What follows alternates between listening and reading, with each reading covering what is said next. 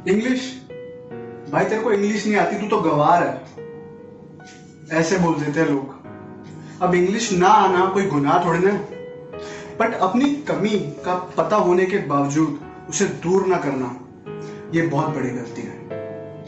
आज मैं आपकी हेल्प करूंगा इंग्लिश को इंप्रूव करने में।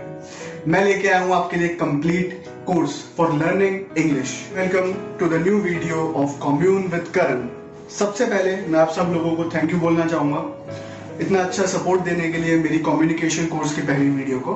उसका लिंक मैं डिस्क्रिप्शन में शेयर कर दूंगा। अभी तक किसी ने नहीं देखी है तो आप जाके जरूर चेक कीजिएगा। सो शुरू करते हैं। इंग्लिश को लर्न करने से पहले हमको समझना जरूरी है कि आप इंग्लिश में कौन से स्टेज पे हो।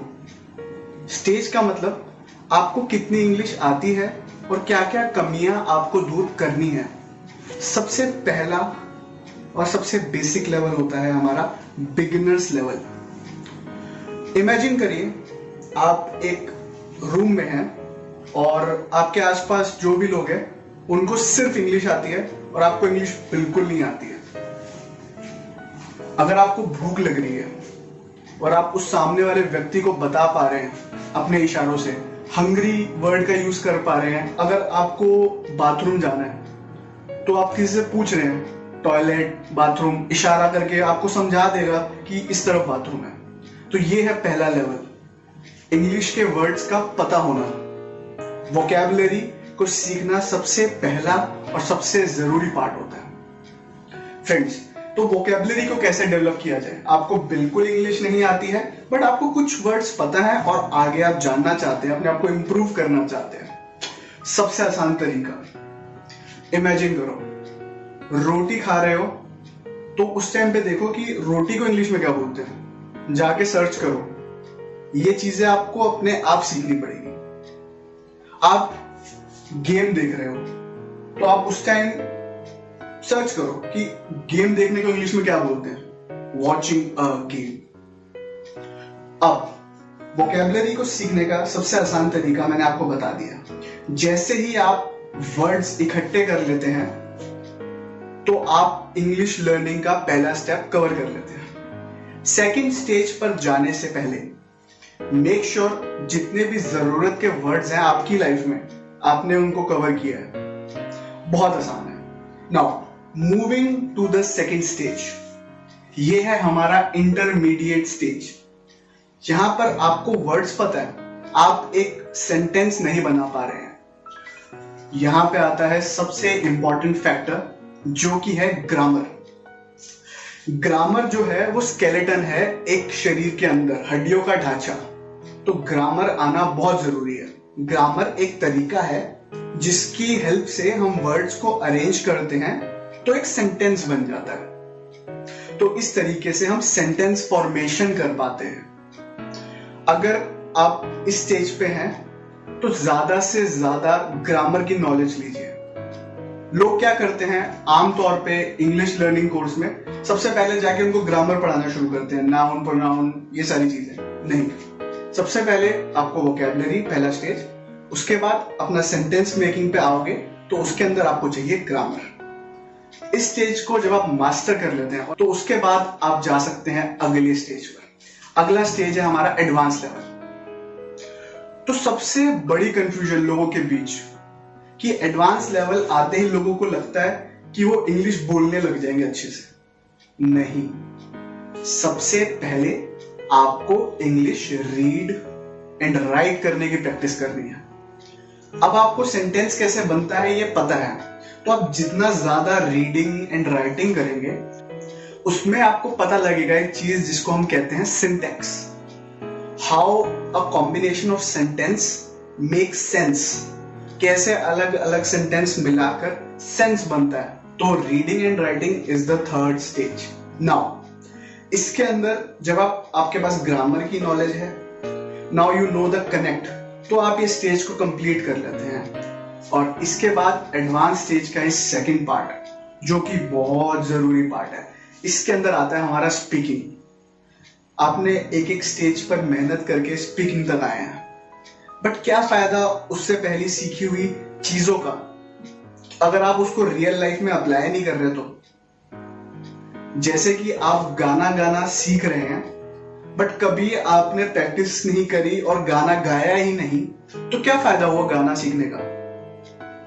इसलिए हम यहाँ पर अच्छे से वर्ड को समझेंगे और उसकी प्रोनाउंसिएशन पे काम करेंगे, किस तरीके से वर्ड बोला जाता है। लोग हमेशा पूछते हैं कि कैसे हम इसको जल्दी डेवलप कर सकते हैं। So this is the right stage to listen, मतलब सुनने के लिए अंग्रेजी गाने और अंग्रेजी फिल्में। इस स्टेज पर सबसे ज्यादा अंग्रेजी गाने और फिल्में देखना काम आता है। कौन सी फिल्में देखनी है, इसके लिए मैं एक सेपरेट वीडियो लाऊंगा। आपको अगर मैराथन दौड़ना है तो पहले आप चलना सीखते हैं, अच्छी स्पीड पर वॉक करते हैं, फिर दौड़ते हैं, फिर अपनी टेक्निक को इंप्रूव करते हैं। वैसे ही एक दिन में आप अच्छी इंग्लिश नहीं बोल पाएंगे। सबसे पहले आपको रोज थोड़ा थोड़ा प्रैक्टिस करना पड़ेगा। सो मैं आप सबको रेकमेंड करता हूं कि हर दिन 30 मिनट जरूर दें अपनी इंग्लिश लर्निंग को, और उस 30 मिनट का 5 मिनट सिर्फ रिवाइज या रिव्यू करने के लिए रखें कि हमने कल क्या पढ़ा था, ताकि आप पिछला ना भूले आपने क्या चीज पढ़ी है। आप इंग्लिश जब सीख रहे हैं तो आपको उसका यूज करना है।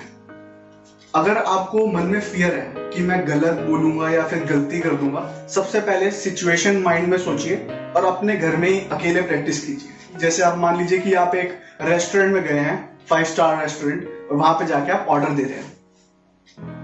इस सिचुएशन को इमेजिन करके प्रैक्टिस कर लीजिए। और इसके बाद सबसे जरूरी चीज, ऐसी जगहों पर जाओ जहां पर इंग्लिश में बातें होती है।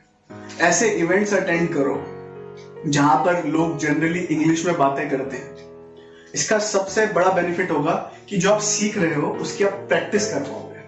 सो ये फ्रेज तो सभी ने सुना है, बहुत कॉमन है, practice makes the man perfect. और रियलिटी में इंग्लिश को लर्न करने का सबसे आसान तरीका है उसकी प्रैक्टिस। आप 1000 गलतियां करो और उन गलतियों से इंप्रूव करके अपने आप को अच्छा इंग्लिश लर्नर बनाओ और नेक्स्ट लेवल तक अपने आप को लेके जा पाओ। या इंग्लिश ना आने के कारण कई जगहों पर आपको सफर करना पड़ता है। जैसा मैंने वीडियो की स्टार्टिंग में बताया, तेरे को तो इंग्लिश ही नहीं आती, तू गंवार है, ऐसा बोल देते हैं लोग। वो लोग गलत हैं, लेकिन आपको अपने आप को इंप्रूव करना है, जो कि बहुत जरूरी है। आइडेंटिफाई करें कि आप कौन से स्टेज पर हैं, आपकी कहां पर कमियां आती हैं, और उसके अकॉर्डिंग काम करना शुरू करें। वोकैबुलरी पे काम आपको खुद करना है, बट उसके बाद जो स्टेजेस हैं आगे के सारे, उन सब की जिम्मेदारी मेरी आने वाली वीडियोस में, इस इंग्लिश कोर्स में आपको कैसे ग्रामर सीखनी है, कैसे ग्रामर को कनेक्ट करके एक सेंटेंस बनाना है, कैसे इन सब का यूज करके एक अच्छा सा सेंटेंसेस का कॉम्बिनेशन बनाना है, और उसके बाद कैसे प्रोनाउंसिएशन पे ध्यान देना है, और कहां कहां आप जा सकते हैं इवेंट्स पर जहां पे आप इंग्लिश की प्रैक्टिस कर सकते हैं, और कौन सी टीवी सीरीज आपको देखनी चाहिए, जो कि सबसे आसान काम है जिसके जरिए आप अपनी इंग्लिश को इंप्रूव कर सकते हैं। सो फ्रेंड्स, वीडियो को लाइक जरूर करना और सब्सक्राइब करना मत भूलिएगा। नीचे जो बेल आइकन है उसको भी प्रेस कीजिएगा ताकि आपको नोटिफिकेशन आ पाए जब मैं नई वीडियो अपलोड करूंगा। और हर हफ्ते ला रहा हूं मैं नई वीडियोस, और शेयर जरूर कीजिएगा।